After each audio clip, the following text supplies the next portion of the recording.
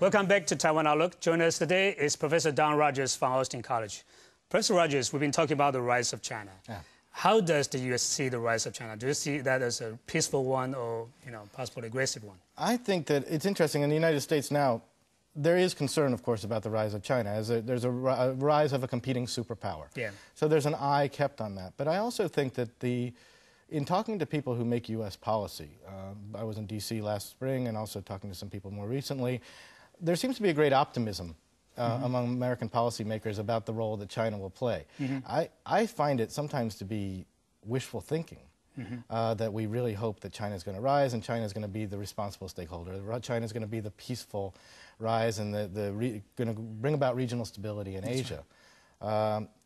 But I don't know that is based on reality. I think that if we look at some of China's behavior, we have reasons to be a little more concerned than that. But yeah, I think generally that the U.S. policymakers and many scholars too seem to be very optimistic about the rise of China and to be willing to work with them and to cooperate with the Chinese leadership in bringing about regional stability. You mentioned the term responsible stakeholder, and what does it mean by that? Because that's a new term coined by former Deputy Secretary, Deputy Assistant Secretary, right? Right. What does it mean by responsible stakeholder? I think a responsible stakeholder, I think what he means, I've never been too clear on it myself, but I think what he means is that we can rely on China not to be an aggressive power, not to be one that is going to use force to assert its authority, but is going to take its leadership role. It is assuming a leadership role, and it's going to take its leadership role seriously and use it to promote cooperation and harmony and positive trade, all of those things. So responsible stakeholder in that sense. A cooperative country, a cooperative leadership, to be sure, with the international community. Again, so. But you mentioned the word leadership, yes. And as we know that the U.S. now is the current leader in this region, and China's rise will challenge U.S. leadership. Do you think U.S. is willing to share the leadership with China? I think the perception of the United States is that we're not going to have any choice. I think that I don't think the United States necessarily wants to share leadership with anybody, but also is very cognizant of the size and the strength, the potential strength of China in the future. And so I think that our preparations are more along the lines of we're not really going to have a choice but to share some of this. And so how are we going to do it? How are we going to cooperate with China? How are we going to share responsibilities? And again, that points to the sense that we are looking at China as we hope a responsible shareholder, stakeholder. We recently heard a policymaker make the statement that the Chinese leadership is much more pragmatic now, much easier to deal with, much more sophisticated in their decision making, and so there's a sense that the ideological divide between American leaders and Chinese leaders is narrowing, and we hope that we can then cooperate with them in the region. And co-sharing of the leadership is one possible scenario. How about China replacing U.S. leadership in the region? As we know that last year when the East Asian Summit, was held, U.S. was missing from the scene. Yeah. How do you see that? I see that as, I'm sure that China would like that. But the reality is that there are many other countries in Asia that would not be comfortable with China assuming that leadership role, including Japan, obviously Taiwan, Korea to some extent. So the United States still is going to probably have a role for quite some time as a balancer, a country that will be able to step in to, it sounds almost arrogant to say this, but to maintain some of the stability in the region. It is not to say that the United States is better than any of the other countries, but because of historical animosities between these countries, because of a competition, superpower competition perhaps between China and Japan, many people would feel a little more comfortable if the United States was around to make sure that one country does not achieve hegemony in the region. Speaking of Japan, how do you see the current relationship between U.S. and Japan? We've been seeing strengthening ties between these two countries. Yeah, I think that the United States and Japan right now have a very good, very strong relationship. I think that there are many of the older trade issues are evaporating, to be sure, and I think the United States, because of the rise of China, sees Japan as an important partner in the region, and will continue to try to work toward maintaining positive relations with Japan, but at the same time not offending China in any way and not feeling like we're stepping on China's toes. So it's a balancing act there as well, and just as the Japanese have a balancing act they're playing themselves. To try to maintain somewhat positive relations with China, but not to give China too much power, not to step, to sort of surrender to China's power. Do you see the increase in defense cooperation between U.S. and Japan as a way to contain China? Yes, it is certainly a way to contain China if China can be contained. But the interesting thing is... Can China be contained? I don't know. I think the interesting thing with China is, again, the American policymakers seem not to be as concerned as I think they might be about the rise of China's military power. Of course, we just recently had the missile shooting down the satellite, and there's been some discussion of that issue. We've seen the increase of defense expenditures. We've seen the increase in technology, submarines, blue water navy, all of those things. But the United States isn't expressing a lot of concern about that. And I think, once again, it may be some of that optimism that this is China only finally trying to catch up to where it should be as a country, and not really attempting to assert authority or hegemony in the region.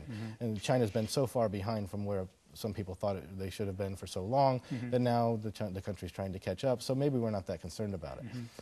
But can China be contained? It would be difficult, to be sure. How about military balance in the region in general? You know, we've been seeing the modernization on the part of Chinese defense. How do you see the military balance in the region in the long run? In the long run, I think that things balance, right? I mean, at least that's what we teach in international relations, that things balance in the long run. That I think that as China rises, and if China continues to expand its military strength and technology as much as it has, it's going to cause greater concern in not only the United States, but in the European Union, and also among the other countries in the region. And then we'll start to see them maybe cooperating a little bit more to balance that rise of power.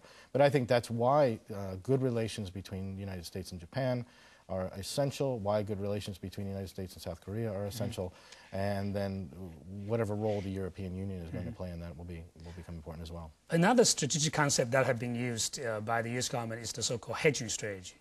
You know, a hedge against the rise of China. What does it mean by hedging? Hedging means, I don't know again. I mean, I know they use that term, but I've never been very clear on what they mean by that exactly. It is a sense, again, it is the acceptance that China is going to rise, that China is growing, and there's nothing we can do to stop it. So the best thing we can do is try to find other ways to balance, to check that power in other directions, and to try to prevent China from becoming a hegemon. But what that means in specific practice, it's very difficult to say. And I haven't seen any specific policy that's come out yet that has carried that through. But that has been in the QDR report and other reports as well. Right, exactly. But I'm not very clear on what they plan to, I mean, exactly how they plan to implement this hedging strategy. And I haven't seen any actions. Hedging, again, means maintaining, to some extent, a positive relationship with China, but not giving them too much, not bending too much, and not breaking our relations with other countries in an effort to be friends with China. Although I think we're doing a little bit too much of that, perhaps. We seem to be, it's interesting, just quickly, we seem to be timid versus China in a way that doesn't fit with the rest of our foreign policy or isn't consistent with the rest of our foreign policy. I think, you know, we can look at the rise of China, the size of China, the China market. You know, since the 18th century, we've all been excited about the rise of the China market and the ability to sell and buy there. And I think the strength of that market and the potential that country has in terms of the economy is one factor that makes us not want to offend. Also, their rise militarily, we don't want to offend.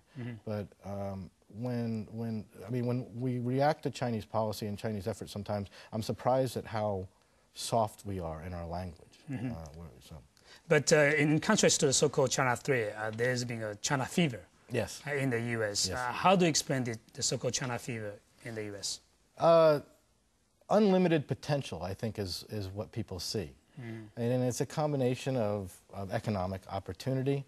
And so you talk to businessmen in the United States, just like you talk to some businessmen in Taiwan, who say you have to be in China. It's growing so fast. It's so dynamic. If you're not in there now, you're going to lose out, and you're never going to get advantage of the growth of the China market. So part of it is economic, and certainly that's been said since the 18th century. And part of it is cultural, just the fascination with China, the size, the scale, the long history. And so part of the fascination of the China fever is cultural, that people are fascinated by that. And then part of it is just, wow, how big is China? How strong is it going to become? And many people are certain to say that China will be the most powerful country in the world in the future. But there have been different predictions about China's future. Some people believe that in the end, China will continue to grow, at a very important pace. Yeah. But on the other hand, people are worried that China could collapse as a result of many internal problems. What's your own assessment of China's future? I think China, well, certainly China can't continue to grow at the rate it's growing right now. Its economy cannot it cannot continue to grow at that pace. It's just overheated. It's creating inflation. It's creating problems of inequality. And so that will slow down. One of the most difficult things for the Chinese leadership then is the fact that they have based most of their legitimacy on economic growth, economic prosperity, better lives and material lives for the people. And they've been able to hold their power as long as people are confident that they're going to make more money and that their lives are going to improve in material sense. When the economy does slow down and when they have to back off of that, that's when the difficult time's going to come. Are the Chinese people going to stand by? Are they going to rise up and say, hey, where's mine? A lot of people have made a lot of money, where's mine? So we see the increasing inequality, and that's going to cause a lot of tensions. Environmental problems are causing tensions. Natural resources, of course, are going to cause tremendous problems for China in the future. And then, of course, we have the situation in Tibet, the situation in Xinjiang, and the Taiwan Straits. And all of those things have the potential to explode at any time. And again, the Chinese leadership is basing its legitimacy all on this economic performance and economic growth. That can't go on forever, so the difficult part will be when that growth slows down, where's it going to go from there? With now the Democrats controlling the House and the Senate, do you see any possible changes of U.S. policy towards China? Or the atmosphere could be different? I think what we may see in the current Congress and also with the upcoming presidential election, 2008 election, is a renewed emphasis on human rights and democracy. That has been something that, while there has been lip service paid to that, and of course the war in Iraq was either a war on terror or as a war to promote democracy, depending on which day of the week they were talking about it. I think what we may see, though, in the future is a renewed emphasis on the concept of human rights, a concept of democracy, and that coming from a democratic leadership. And of course, most of the people running, it looks like, who will be on the Democratic ticket are strong proponents of that idea. So yeah, we'll probably see a shift away from the language of the war against terror and more emphasis on human rights and democracy in the future, I would think.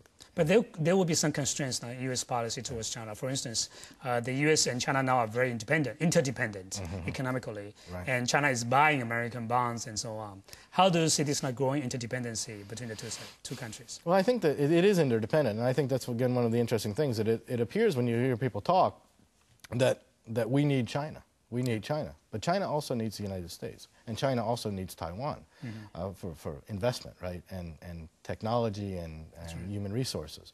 So we have to be careful not to put ourselves in a position of thinking that we're too dependent on China, because China is also dependent on us. The interdependence will continue to grow. The Chinese leadership has been incredibly intelligent and strategic in the way they've managed the bonds and the finances. So that has potentially put the United States in a difficult situation in other countries. But realistically, China couldn't afford to try to force the collapse of the U.S. dollar, for example. There's some people who are terrified that that's what's going to happen. But that would, of course, devastate the Chinese economy as well. That wouldn't help them. So the interdependence will continue to grow. We will need each other. But other countries also need to be aware of that. It is interdependence and not strictly dependence on China. And I think that may change some policy and attitudes toward China in the future. But there have been concerns about a growing trade deficit, of China versus, U.S. Right. Do you think the trade deficit will continue to worsen and affect the relationship? I think it'll continue to worsen. It'll continue to affect the relationship. But this is something that a lot of developing countries have gone through. Japan, of course, we had tensions with Japan over the trade deficit for a long time. Taiwan, South Korea, many of the developing countries, the Latin American countries, that we had that problem. And not to say that it ever became perfectly balanced, but the trade deficit issue calmed down, and we were able to get through that. I think the same potential lies with China. I guess the biggest difference, of course, is just the population of China that makes that a different situation. I don't see the trade deficit issue being a long-term problem. I think it is something we do have to be conscious of. We have to give attention to it. We have to work with the Chinese to make sure that they understand that this is a concern we have, and then gradually we can work out. Do you see any convergence or divergence of Republicans' China policy and Democrats' China policy? Not significant, no. I don't see a very significant difference in the policies on China at all. and it varies. This is a debate that is held among scholars and policymakers in the United States. What's going to happen to China policy if we get a Democrat in the White House? What's going to happen to China policy, China-Taiwan policy if we change leadership? If you look at it historically, it hasn't really been a partisan issue so much. There are Democrats who are more concerned about China, and there are Republicans that are more concerned about China. There are Democrats that are more supportive of China, Republicans that are more supportive of China. A lot of that depends, of course, on their home district. The districts that are losing manufacturing jobs, for example, the districts that are concerned about this trade deficit and the manufacturing growth in China, they tend to be more anti-China or more cautious about China. Other districts will be more pro-China. I don't think it is necessarily just a partisan issue by any stretch. But there will be another election, presidential election next year. Do you think that China issue or China bashing will be an issue, during the campaign? I don't know that necessarily China bashing will be an issue. I think, again, the issues of human rights and democracy are going to come up in the next presidential election. And in bringing up the issues of human rights and democracy, of course, the issue of China is going to come up. And the question will be asked, how long are we going to tolerate what's happening in China? We've seen, as China's economy liberalizes, in more recent months, we've seen a tightening of, for example, internet access. We've seen a tightening on the media. We've seen a crackdown on certain political groups that are talking more.